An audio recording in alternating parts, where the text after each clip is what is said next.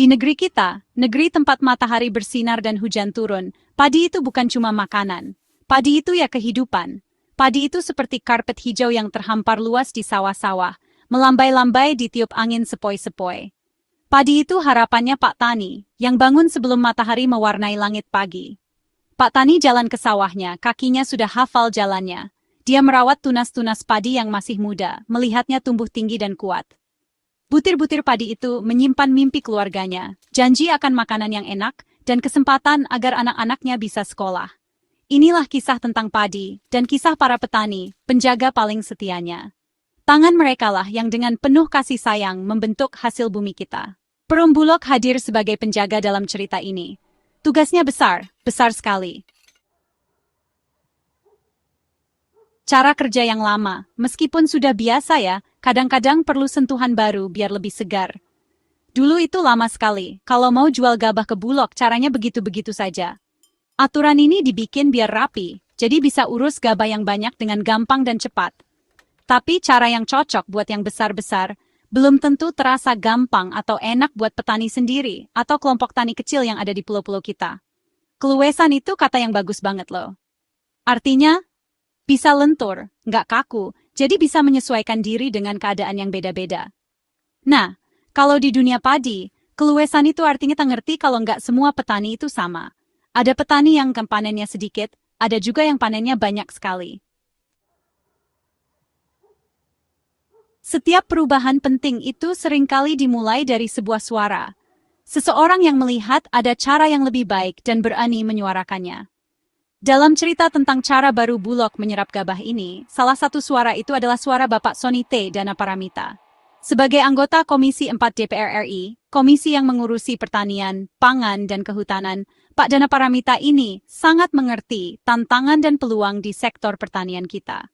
Beliau sudah lama memperjuangkan kesejahteraan petani, mencari cara agar penghidupan mereka lebih baik, dan posisi mereka lebih kuat dalam rantai pasokan pangan. Pak Danaparamita mengusulkan ide yang penting, yaitu Bulog sebaiknya membuka pintunya lebih lebar dan mengizinkan petani atau kelompok tani Poktan untuk mengirim gabah mereka langsung ke gudang-gudang Bulog atau unit penggilingan padi. Beliau membayangkan sebuah sistem di mana perjalanan hasil panen itu jadi lebih sederhana. Jadi, petani tidak perlu menunggu pengepul atau tengkulak, yang kadang bikin cemas. Mereka bisa berinisiatif sendiri. Ini bukan cuma usulan soal pengiriman barang saja, tapi ini adalah ajakan untuk memberdayakan petani. Ini tentang mengakui petani sebagai peserta yang aktif, bukan hanya pemasok yang pasif, dalam tugas penting untuk memberi makan bangsa. Usulan beliau bertujuan untuk memangkas kerumitan dan menciptakan jalur yang lebih mudah bagi para petani. Visi ini bukan cuma soal kemudahan saja, tapi ini tentang martabat dan keadilan. Coba bayangkan seorang petani, namanya Pak Budi di desanya. Musim panen telah tiba. Sawahnya, yang tadinya hijau, sekarang menguning karena padinya sudah matang. Dia dan keluarganya sudah bekerja keras, memotong batang padi, merontokkan gabah, dan menjemur gabah di bawah sinar matahari yang hangat. Dulu, Pak Budi mungkin menunggu tengkulak datang ke desanya, atau mungkin dia akan menjual gabahnya ke pengepul di daerahnya. Sekarang, dengan rencana baru dari Bulog, ada jalan lain yang terbuka. Pak Budi, mungkin bersama petani lain dari kelompok taninya, bisa memutuskan untuk membawa gabah mereka langsung ke gudang Bulog terdekat. Ini adalah perjalanan yang mereka pilih, perjalanan yang mereka kendalikan sendiri. Langkah-langkah praktisnya dirancang agar mudah diikuti. Pertama, Pak Budi dan teman-teman petaninya akan mengumpulkan gabah kering mereka. Yang paling penting buat petani waktu mau jual hasil panennya itu ya harganya. Harga inilah yang menentukan apakah kerja keras mereka bisa jadi penghasilan yang cukup, apakah mereka bisa modalin lagi buat tanam berikutnya, dan apakah mereka bisa mencukupi kebutuhan keluarga. Bulog, karena ngerti banget soal ini, sudah menetapkan harga beli gabah yang jelas dan menarik buat petani, yang antar langsung gabahnya lewat program baru ini. Harga yang diumumkan itu 6.500 per kilogram buat gabah kering panen, atau gabah yang sudah dikeringkan setelah panen, yang kualitasnya sesuai standar. Angka ini bukan cuma angka biasa, tapi ini pesan dukungan. Dengan adanya harga yang jelas dan diumumkan dari awal, Bulog kasih kepastian yang penting banget buat petani. Mereka jadi bisa hitung-hitung perkiraan pendapatan mereka dan ambil keputusan yang pas. Harga yang transparan, begini penting banget buat bangun kepercayaan dan bikin petani mau ikut program ini. Selain harga beli gabahnya, Bulog juga kasih tambahan lagi, yaitu ongkos angkut. Setiap kilogram gabah yang diantar langsung sama petani atau kelompok tani ke gudang Bulog, Bulog bakal bayar tambahan R200. Perjalanan gabah dari sawah ke gudang Bulog, mau dekat atau jauh, pasti ada biayanya. Buat petani, apalagi yang tinggalnya jauh atau sawahnya tidak terlalu luas, ongkos angkut ini bisa banget mengurangi keuntungan mereka.